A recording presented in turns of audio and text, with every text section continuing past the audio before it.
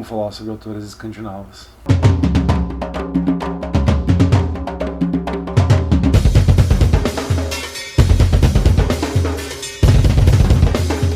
Livros de hoje, porque eu decidi fazer uma resenha dupla, são, e eu vou mostrar na ordem que eu trabalharei, esse daqui, tá? A trilogia de Copenhagen, da Tove Ditlevsen, ou Tove Ditlevsen, se vocês quiserem, que saiu pela Companhia das Letras, e esse daqui, Te Amo, da Hanne Ostavik, que saiu pela Aboio. Por que eu vou fazer? Na verdade é uma resenha quádrupla, porque a trilogia de Copenhagen, como diz o nome, compreende 3 livros. E o da Hanne é só o mesmo. Mas por que eu decidi fazer uma resenha conjunta aqui? E aí eu me explico para depois passar a falar sobre os livros propriamente ditos, e no final eu acho que o que eu tenho tentado fazer algumas vezes, que é, vamos tentar tirar alguma coisa, vamos nos esforçar para tirarmos alguma coisa dos livros que nós estamos vendo, em termos de análise propriamente dita, tá? Então vamos lá, explicação de por que eu escolhi. A Tove Ditlevsen é dinamarquesa, do século XX, pega mais ou menos a passagem ali da metadinha, então ela começa a escrever, publica nesse momento de imediato pré-Segunda Guerra Mundial, e vai a carreira dela sobretudo na segunda metade do século XX, e a Hanne Ostavik é norueguesa, está viva, escrevendo, esse livro é de 2020, o Te Amo. E é assim mesmo, tá? Em italiano, depois eu vou falar sobre isso. Então são 2 autoras escandinavas. Para quem assiste, acompanha o canal, já deve ter sacado que eu gosto muito da literatura produzida ali, Dinamarca, Suécia, Noruega e tudo mais. Eu em parte porque se abriu para mim em função do Kierkegaard, que eu estudo ainda, e aí a língua que me fez acessar outras coisas, e também depois eu me dei conta recentemente até, de que eu já sempre esteve ali no radar algumas coisas que apareciam e que eu me interessava, lia e tudo mais. Tive experiência onde eu pude ter acesso aos livros, hoje já é muito mais difícil. Isso fez com que eu fosse atinando para uma literatura que eu gosto, então esse é um dos motivos. E porque os 2 livros que nós vamos tratar hoje aqui tratam de mulheres escandinavas que estão falando razoavelmente sobre si mesmas, ok? Então, no caso da Tove, eu poderia dizer que é uma espécie de autobiografia,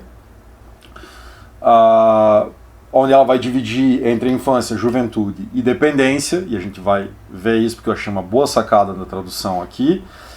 E na Hanne Ostavik, na verdade, vai tratar sobre um evento muito específico na vida dela, mas é também sobre a vida dela, quer dizer, é um texto autobiográfico num certo sentido. Então, nos 2 casos, isso aparece como um pano de fundo de vinculação.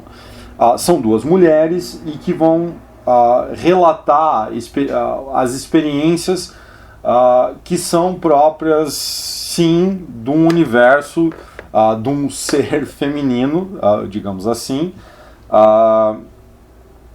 E todos esses elementos que estão aqui, quer dizer, que eu mencionei, me parecem suficientes para dizer, olha, veja, vamos dar uma olhada nesses 2 livros e vamos dar uma olhada depois num gênero específico onde esses 2 livros estão tentando ser catalogados, colocados, e é aqui que me interessa para o final, tá bom? Então vamos lá, eu vou falar da Tove primeiro, porque cronologicamente ela é anterior, e depois eu falo do Te Amo, da Hanne Ostavik. O que é a trilogia de Copenhagen? Então, quem é a Tove Ditlevsen? Autora dinamarquesa, tem aqui a data? Tem, nasceu em 1917, e nasceu então, primeira metade do século XX. Então eu falei que ela publica pouco antes da Segunda Guerra, mas acho que deve ser um pouquinho antes que as primeiras publicações dela saem. 1917, então 27 e 37 ali ela está com 20 anos, por aí. E cresce num bairro pobre de Copenhague. Mas existem bairros pobres em Copenhague? Isso é possível? Sim, era possível. Os países escandinavos não eram necessariamente essa referência de bem-estar social-democrata que é hoje. Na verdade, isso vai aparecer no livro porque as discussões já estão em movimento, então há políticos socialistas e tudo mais. Ela nasce num bairro considerado mais pobre, não é talvez a ideia de miséria, ou não é assim, escancarado que nós temos na experiência como brasileiros, né? A falta de saneamento básico, a miséria mesmo, a fome e tal, embora há casos ali onde que há restrições alimentares e tudo mais. E numa família de trabalhadores, assim, o pai dela é um trabalhador manual, braçal, a mãe dela também lava, faz coisas, enfim, e mora num apartamento pequeno, tem um irmão mais velho, e ela vai recontar, então, nessa primeira parte, que a infância precisamente é essa infância dela nesse bairro, e desde o começo, o que me parece muito interessante a linguagem utilizada é muito direta, ela não floreia muita coisa, ou quase nada, tá?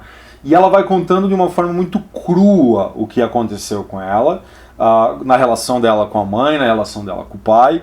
E a gente já do começo percebe determinados detalhes que vão condicionar quem ela é, não é? Ou pelo menos vão predispor quem ela é, e coisas que vão acontecer no futuro. E uma muito importante é uma certa relação com a mãe, que é uma relação que eu descreveria talvez como tóxica, assim, uma mãe que é jovem e bonita, casa com um cara mais velho, tem filhos, e que olha para essa menina com um certo desdém, uma certa raiva, um ressentimento talvez por sua condição de mãe muito cedo e tudo mais, e que fica colocando defeitos na filha, que trata ela com uma certa, vamos dizer assim, não é uma violência necessariamente física, embora isso possa acontecer, mas constantemente uma violência simbólica em relação a essa filha, que vão deixar marcas certamente nela. E uma menina que cresce sem muitas possibilidades educacionais, formativas e tudo mais, mas que desde cedo percebe no pai, que era filiado a sindicato, que era socialista e tudo mais, uma vontade de ler, e que tem acesso, assim, uma coisa muito maluca mesmo, que tem acesso a livros por essa via, um pouco pelo colégio, e que percebe muito cedo que ela gosta de poesia, que ela gosta de escrever poesia, que ela gosta de ler poesia, e que sente uma predisposição dela para com esse mundo extremamente distante, extremamente encantado para ela, que é o mundo da literatura. Então nós vemos ela passando dessa vida de uma certa infância, buscando, tateando nesse sentido, quer dizer, se entender. Ela se percebe muito taciturna, melancólica, retraída. Ela tem uma amiguinha, mas a amiguinha é mais malandra que ela, ensina ela a roubar umas coisas nas lojas e tal.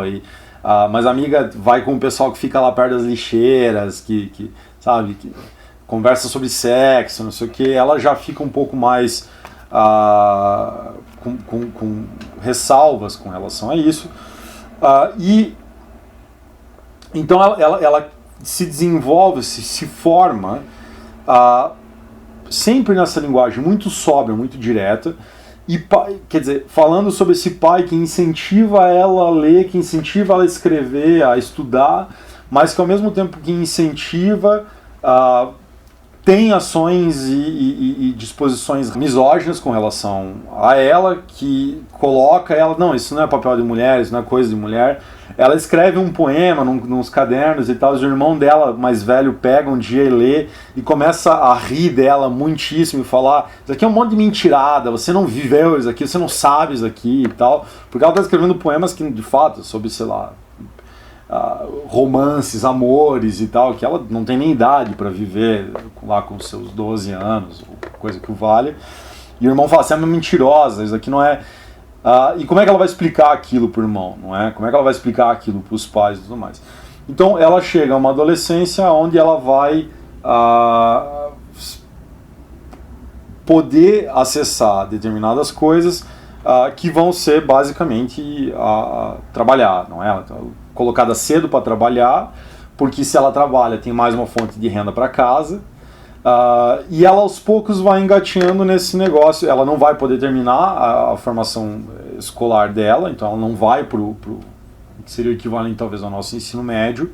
Ela não faz essa última formação porque teria que pagar, porque teria uma série de coisas, ela não realiza isso. Universidade nem a pau, isso nem entra, assim, até o final os universitários são figuras um pouco distantes, os universitários fazem festas universitários e tal. E ela começa a acessar, ela conhece um cara mais velho, que a amiga dela leva ela lá e o velho fica tentando apalpar a amiga dela, mas não tenta apalpar ela. E ela fala, será que eu sou feia? Será que eu sou muito magra? Eu sou desengonçada?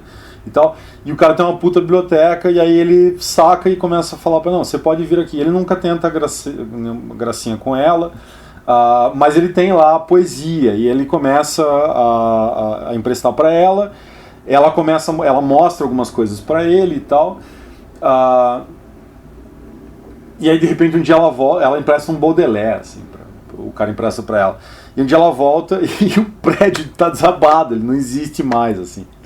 E o cara desapareceu, ela não sabe se o cara morreu, se o cara tava ali, enfim.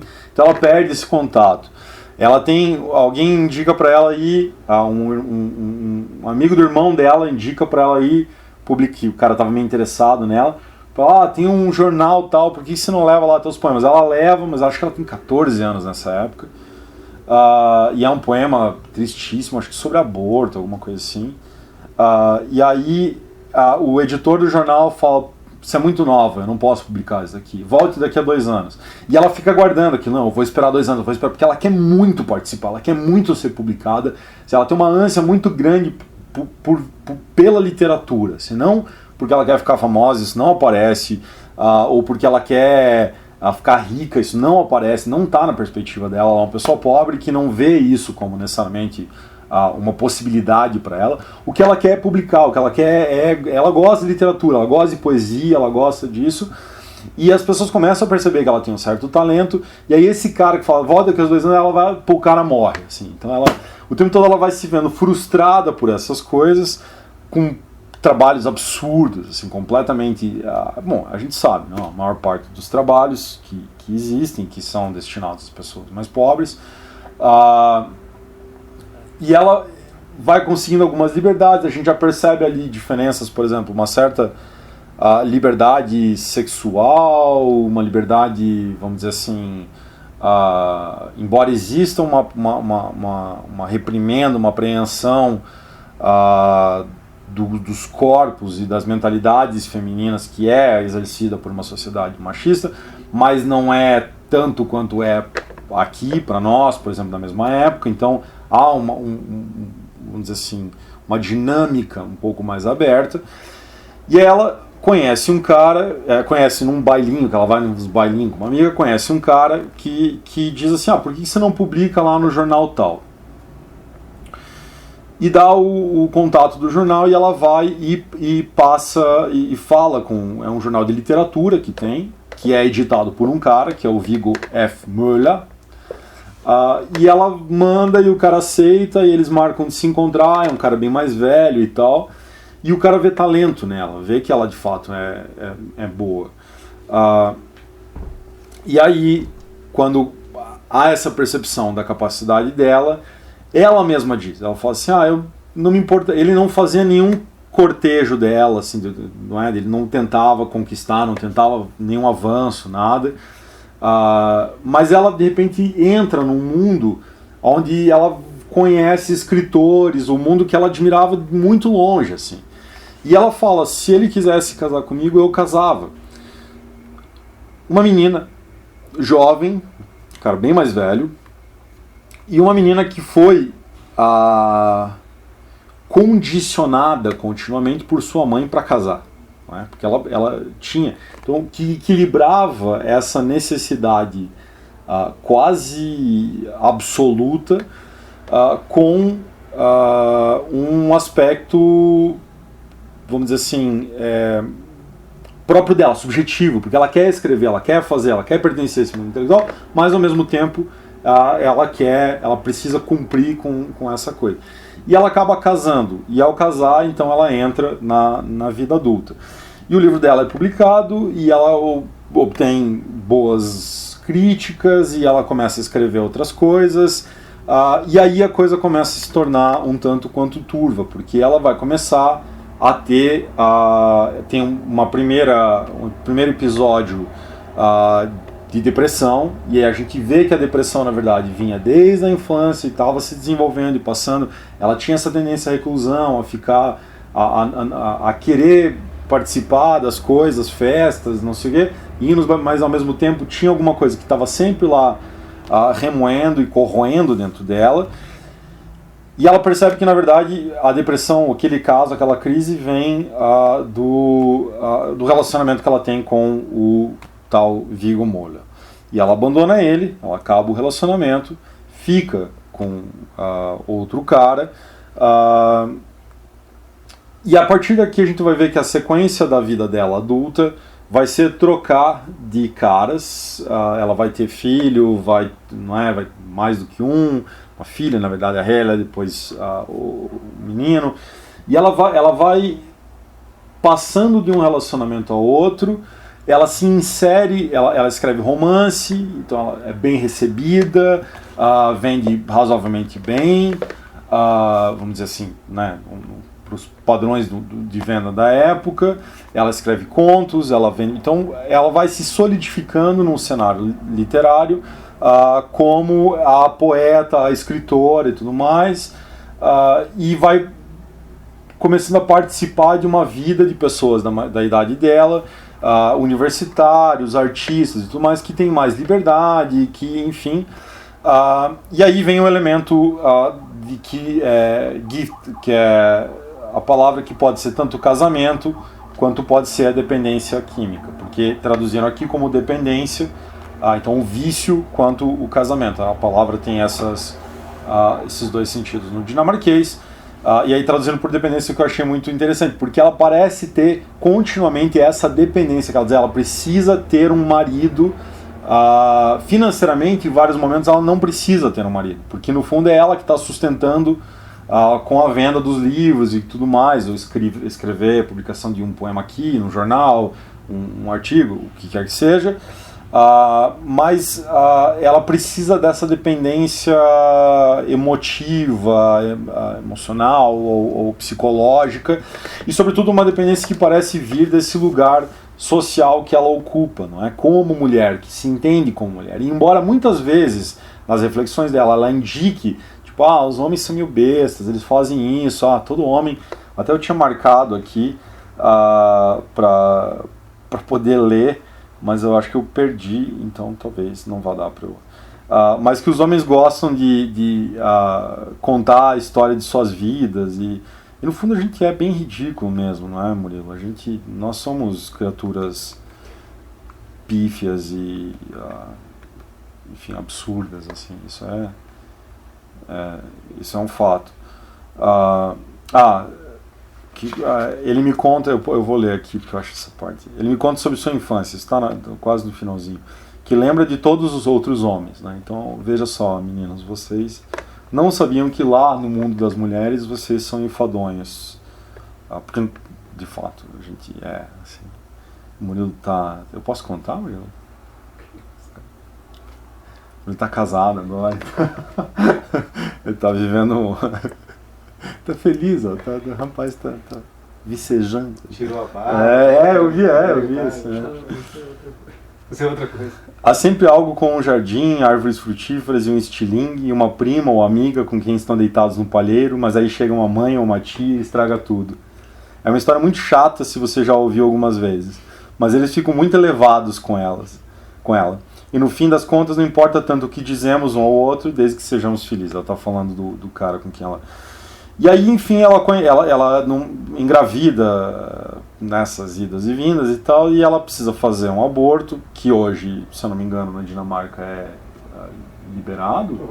Provavelmente, eu acho que não posso estar enganado. Mas que na época não era um crime e tal. E aí ela encontra um cara que faça, e esse cara aplica betadina, acho que é o remédio que dá a ela uma injeção. E ela sente um êxtase profundo. Ela sai de lá e fala: eu vou largar o meu marido e eu vou ficar com esse cara se eu puder ter acesso a essa droga de novo, a essa injeção de novo. E a partir dali a gente vai ver então a toxicômana que ela se torna, ela se torna dependente, adicta, e esse cara de fato desenvolve uma relação com ela, e uma relação extremamente tóxica, de dependência, porque ela quer sair com os amigos, e ele diz: não, se você ficar em casa eu te dou uma injeção. E ela faz tudo, no final ela está tomando esse remédio que é os efeitos de um opioide, digamos assim, de relaxamento, de êxtase, felicidade, e depois está tomando estimulantes também, para poder escrever, e ela acaba com 30 quilos, sendo internada numa clínica de reabilitação, e descobre-se que o cara, que já havia aparecido esses indícios, esse médico com quem ela ficou por 5 anos, e que vinha drogando ela continuamente, esse cara tinha tido uma crise maníaca, quer dizer, o cara teve uma crise, um surto, e teve ele que ser internado num hospital psiquiátrico e tal, porque ele tinha de fato condições psiquiátricas, e isso tudo aparece na relação com ela. E aí no fim, enfim, ela sai, vai ter a questão da recaída, vai acontecer, não vai acontecer, enfim, contra outro cara que ama ela e que adora ela, todos os caras, enfim, mais ou menos se apaixonam, ela é uma poeta famosa, essa coisa toda. Só que tudo isso é contado, como eu falei, de uma maneira que ela não está tentando provar um ponto de nada, tá? Ela simplesmente relata os acontecimentos, quer dizer, eu posso inferir na leitura de que o que levou ela à dependência, a esse anestesiamento, a esse lugar de não sofrimento e tudo mais, acumulado com outro tipo de êxtase da produção, vamos dizer assim, do estímulo, que isso já estava identificado lá na infância, quer dizer, o que foi feito com ela, as condições sociais, culturais, psicológicas da qual ela veio, mas também as condições singulares que eram da própria pessoa dela. E a gente pode ver, só que a própria escritora, numa autobiografia, não faz essas inferências pra gente, ela não fica comentando muito, são capítulos razoavelmente curtos, 5, 6, 7 páginas, em que ela vai simplesmente narrando os fatos numa sequência cronológica, certo? Como eu disse, numa linguagem muito crua. Na parte da vida adulta dela, nomes, para quem gosta da cultura, né, quem conhece um pouco da cultura dinamarquesa e tal, nomes aparecem, e aí você começa a identificar, esse cara aqui é poeta, essa mulher é poeta, tal, é escritor. Você começa a identificar ali, não é como se eles fossem famosos, né, não é o Kirk Douglas ou qualquer coisa que o valha, mas é interessante por você ver elementos, vamos dizer assim, ela faz um retrato social, ela faz um retrato cultural, mas eu vou voltar a isso daqui um pouco, ela não faz um retrato sociológico, ela não faz um retrato antropológico, ela não se pretende a nada disso aqui, ela está narrando os fatos, os acontecimentos biográficos dela, ok? De uma forma, como eu disse, direta, mas de uma forma muito bem desenvolvida, há um estilo ali, ok? Não é um estilo floreado, mas há um estilo. E aí, no caso da Hane Ostavik, Te Amo, a coisa é um pouco diferente. Em vez dela pegar uma é um livro menor, então, em vez dela pegar uma biografia da vida dela, ela faz um recorte num acontecimento específico que é ela acabou de se casar com o então marido dela, que não é mencionado aqui, tá? Eu vou mencionar, mas enfim, que é o Luigi Espanhol, que é um editor, herdeiro e editor de uma editora italiana. Então ela casou, ela é norueguesa, conhece cara, se apaixona, casa com ele e eu posso estar errado, mas dentro de um ano do casamento deles, eles estão morando em Milão, esse cara descobre que tem câncer. Faz uma tentativa de tratamento inicial, esse tratamento funciona no primeiro momento, depois o câncer é no intestino, estômago, alguma coisa assim. O câncer volta, e volta extremamente agressivo, e vamos dizer assim, o espaço temporal dos acontecimentos aqui se dão entre aquele momento em que eles vão no médico, e o médico diz para ela, que insiste em saber, ele não quer saber, que diz ele tem pouco tempo de vida, não tem mais quimioterapia, não tem radioterapia, não tem nada que se possa fazer, é terminal, e ele tem 6 meses, 1 ano, sei lá, alguma coisa assim. E aí ela passa, ela narra todos esses dias, o que ela está pensando, o que ela está vivendo, as idas e vindas dele com dor, a espera por chegar ao remédio, um remédio que é extremamente necessário para que ele não sinta tanta dor, para que ele tenha algum alívio, a redução das capacidades dele, e a posição dela nisso tudo, não é? Como que ela está se sentindo, onde que ela está ficando, ele incentivando ela, e ela vai contando, vai dando lampejos dessa relação, de um cara que parece ser muito maneiro, quer dizer, um cara inteligente, artisticamente versado, que era pintor, queria ser pintor quando mais novo e que agora doente volta a pintar, ela insiste para que ele volte a pintar, e ela diz assim, no começo os quadros dele eram ruins, eu não gostava, mas de repente ele começa a fazer, que eram, sei lá, naturezas, assim, bicho e tal. E aí depois ele começa a fazer autorretratos e ele começa a produzir essas coisas dele mesmo, e ela vai, enfim, ela gosta mais disso. A negação dele, em certo sentido, em saber o que está acontecendo com ele, e o que ela vai sentindo com tudo aquilo, não é? O que ela vai pensando, o que ela vai vivenciando daquilo, naquelas experiências todas. E aí o momento em que, eu acho isso muito interessante, ela tem que ir para a Feira do Livro de Guadalajara, porque ela foi convidada. Ele já tinha ido, eles tinham planejado ir junto, mas agora ele está doente, ele não vai poder ir, porque, de novo, ele é editor de uma editora, dono de uma editora, sócio lá e tal, de uma editora italiana. Ele já foi nessa feira e tal, e ela vai, e um cara é indicado para cuidar dela, para servir como tradutor dela e tal, e ela sente alguma coisa pelo cara, assim. O marido dela tá lá na Itália, eles estão conversando, mas ele tá mal, ele tá claramente, enfim, vai morrer, não é? Depende de morfina, depende de uma série de coisas, e ela sente atração por esse cara, uma atração que a gente vai ver, ele também sente o cara, mas rola uma tensão sexual, uma tensão sexual que ela não desenvolve, ela não explica por que ela não desenvolve, porque ela acha errado, porque ela acha pecado, não fala nada, ela só não faz nada,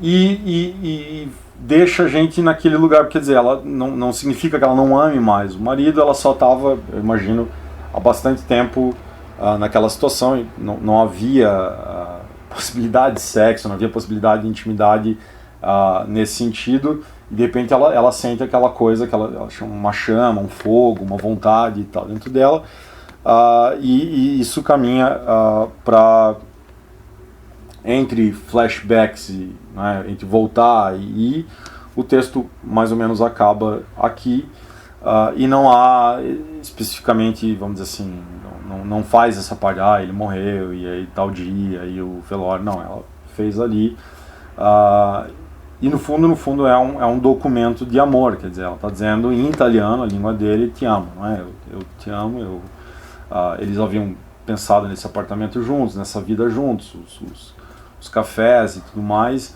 e de repente o que parecia ser a possibilidade de um amor maduro já, para os dois mais velhos, não é? E de fato um amor sincero entre eles, é cortado por esse câncer e pela morte dele. Agora, a Hane Ostavik, que é uma autora norueguesa, eu não mencionei isso antes quando eu fiz com a autora, mas uma autora que escreveu livros já, vamos dizer assim, romances mesmo, que não é autobiografia, que não é autoficção, é uma coisa, romances propriamente ditos. Acho que os que eu lembro dela, deixa eu ver aqui, os que eu lembro dela, tem o Kjærlighed, que é amor, tem o Presten, que é tipo padre, o pastor, ganhou prêmio, famosa, bem consolidada na Noruega, livros traduzidos e tudo mais, e que escreve esse livro pontualmente, esse livrinho aqui, sobre esse fato, esse acontecimento da vida dela, ok? Então, assim, um livro muito interessante, eu achei muito sensível mesmo, assim, muita coisa... também ela não floreia, ela não fica tentando dar, sabe, dar contornos psicologizantes, sociologizantes, ela não fica tentando tirar grandes sentidos, os fatos são o que os fatos são. E agora, por que eu queria trazer esses dois livros e para a gente pensar aqui juntos, talvez, alguma coisa, juntos, não sei. Os dois livros são colocados dentro de um arcabouço, de um gênero, um subgênero, que é esse da autoficção, quer dizer, de pessoas que escrevem sobre si mesmas. Na Noruega há um autor que é famoso por fazer isso, que é o Knausgård, não é? Que é o Karl Ove Knausgård. Que tem lá o Minha Luta, um monte, quer dizer, tem que gostar muito de si mesmo para ter tanto tempo para ficar escrevendo sobre si mesmo, né? Não sei se outras pessoas teriam essa... Talvez pessoas privilegiadas tendem a ter essa coisa, precisam muito falar de si, dizer o quanto eles são, nossa, eles sofrem tanto quanto os outros, assim. Veja como foi difícil isso que eu passei. E elas são colocadas aqui e não muito, vamos dizer, muito rapidamente, para não durar a pílula aqui com vocês. Há comparações, sobretudo na Date Lesson que eu vi, e elas estão aqui, assim, não é... cadê aqui? Não aparece, não está aqui no livro, ainda bem. Que é comparar com Annie Ernaux, que ganhou o prêmio Nobel uns 2-3 anos atrás, e Helena Ferrante, não sei o que, ok, só que é o seguinte, nós estamos falando de duas autoras aqui que escrevem outro tipo de literatura, certo? Que não é exclusivamente autoficção, que escrevem ficção do jeito que a gente gosta, ficção, entendeu? Ficção imaginativa, vamos dizer assim, que tem a capacidade de pensar algo que não seja completamente limitado pelas suas vivências pessoais ou interpessoais. Pessoas que, como diz, eu acho isso muito divertido, o irmão da Tove dizendo, isso aqui é um monte de mentirada. Ela, sim, é um monte de mentirada, é isso que a gente faz, é isso que é literatura. Eu escrevo a poesia sob o ponto de vista de um macaco, não importa, de um lêmur, entendeu? Importa é que eu estou fazendo isso de uma maneira bem feita, que nós, lendo, obtenhamos alguma coisa interessante com isso, sejamos movidos por isso, sejamos tocados por isso, incomodados, sobretudo, nos leva a pensar, nos leva a acessar outras coisas que não a minha vidinha banal e totalmente sem graça de todo dia, não é? Então, são autoras que têm isso e que são respeitadas por isso. A Ditte Leveson, por exemplo, na Dinamarca, há poemas dela que são muito famosos, as pessoas conhecem, populares, digamos assim, não é?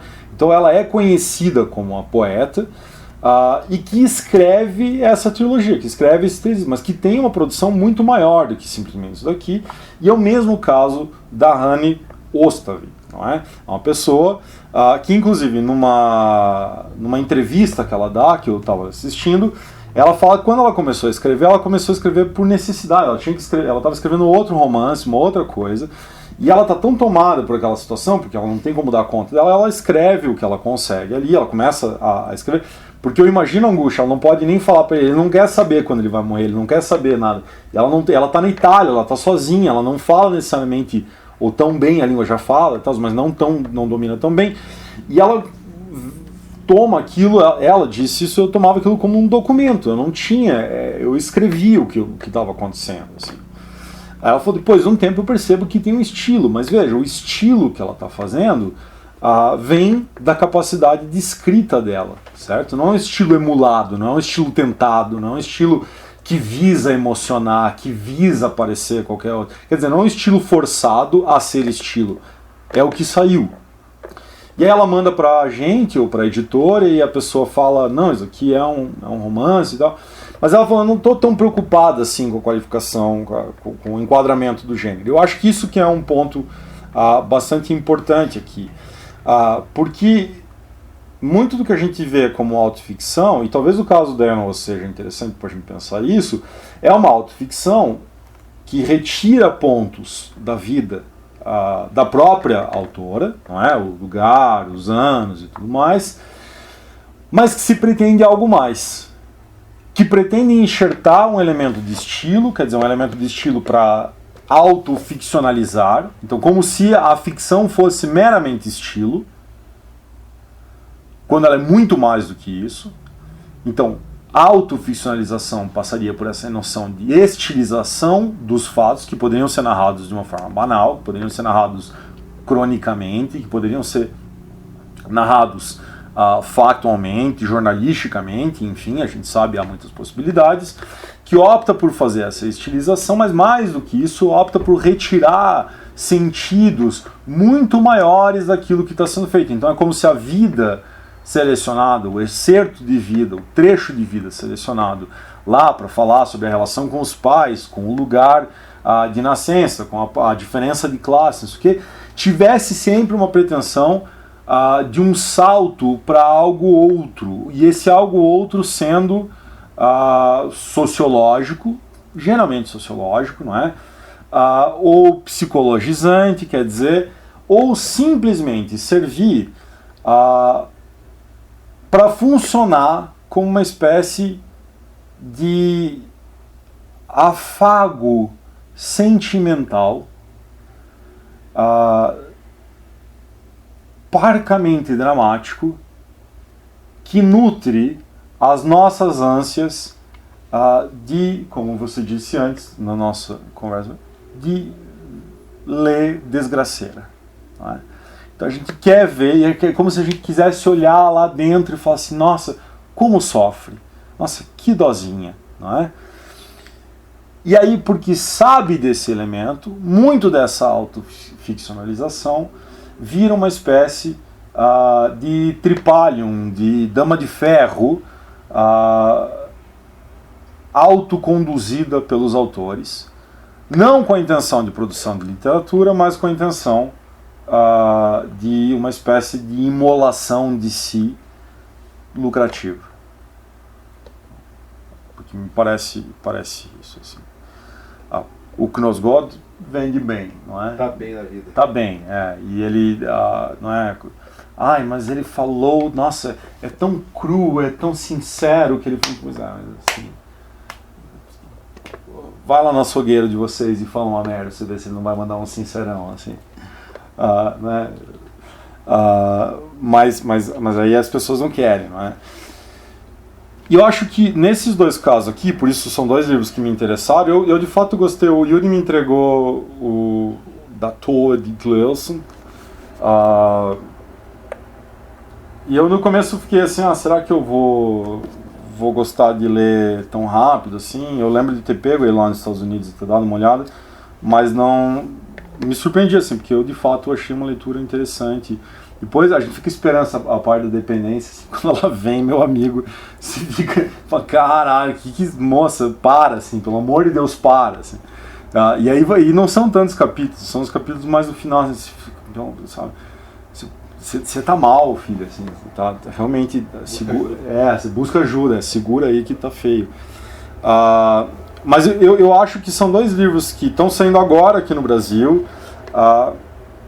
e que servem talvez para que a gente possa mostrar e repensar certos etiquetamentos de gênero que a gente tem colocado na literatura. E aí essas comparações que me deixam meio full da vida, assim, como se, porque ela é mulher e ela está escrevendo sobre uma coisa, como se ela tivesse que necessariamente ser semelhante a, sabe, o que não é porque eu estou sendo, é porque não é falar isso do homem, entendeu? Tipo, assim, o cara escreveu sobre policial. Não, Raymond Chandler. Todo mundo que escreveu... Não, veja, não é sobre... se aqui no Brasil, se não é policial, e escreveu sobre policial, então é o Rubem Fonseca. Rubem Fonseca. Todo mundo é Rubem Fonseca. Não, o cara escreveu sobre um cara que anda de cavalo. Não, Guimarães Rosa. Não, veja, não é feito com homem. Isso, por que vai ser feito isso com as mulheres? Não é? E eu acho que perde um pouco, que é o que eu queria mostrar para vocês, perde um pouco dessa potência da singularidade. Embora elas vão mostrar elementos, facetas do feminino, vamos dizer, muito entre aspas aqui, elas o farão sempre com uma forma singular. E é isso que a gente não pode perder de vista. Para mim, interessa isso aqui em detrimento, por exemplo, de algo que se pretende maior, que pretende sustentar uma tese, né? Porque você poderia fazer aquilo tudo lá com ficção, né? Você não precisaria ficar fazendo apelo. Aqui não. Aqui quem vai fazer a inferência somos nós. Quem vai preencher os pontinhos somos nós, né? Eu não estou sendo condicionado a um determinado tipo de tese. E aí toda essa ideia de que uma autoficção é uma coisa, nossa, é um gênero contemporâneo, não é balela, porque os modos de operação de determinadas autoficções são praticamente o mesmo do século XIX, do mesmo do século XX, a mesma coisa que está operando. Tá? E aí nesse sentido, um livro que é menos experimental, ou que é mais direto, mais na veia, né, é mais radical. Me soa mais radical do que esses que estão querendo cagar a regra por aí, não é? Então é isso. Eu gostei desses dois livros. Enfim, indico. Aqui, a Boia é uma editora nova e tá começando agora. Acho que é legal vocês darem uma olhada no catálogo deles. Tem muita coisa maneira aparecendo. Tem um esforço... Pessoal, deem uma olhada aí nas editoras independentes do Brasil, tá? Tem muita gente legal fazendo muita coisa boa. A gente sempre fala da Mundarel, que a gente gosta bastante. Mas, enfim, eu não vou citar todas aqui. Mas deem uma olhada nisso, porque eu acho que vale a pena a gente apoiar. Isso daí é feito com um grande risco e amor à literatura, tá? Porque esse pessoal tá colocando grana deles, assim, não é tio rico não, tá? E aqui da Tove Ditlevsen, saiu agora, acho muito interessante e vale a leitura. Dinheiro no Catarse, onde vocês têm que colocar. Escrevam comentários que vocês queiram fazer, enfim. Murilo, te acho lindo, você está casado, não tem problema, a gente pode... Eu comentei, né, que eu falei, meu amor pelo Murilo é platônico, que é extremamente homoerótico e como se esse fosse a única possível forma, né, que é o que Os caras estão argumentando lá no banquete do Platão. E é isso daí, pessoal. Tchau pra vocês. Let's ride, let's ride. Let's ride, let's ride. Let's ride, let's ride. Let's ride, let's ride. Let's ride, let's ride. Let's ride, let's ride. Let's ride, let's ride.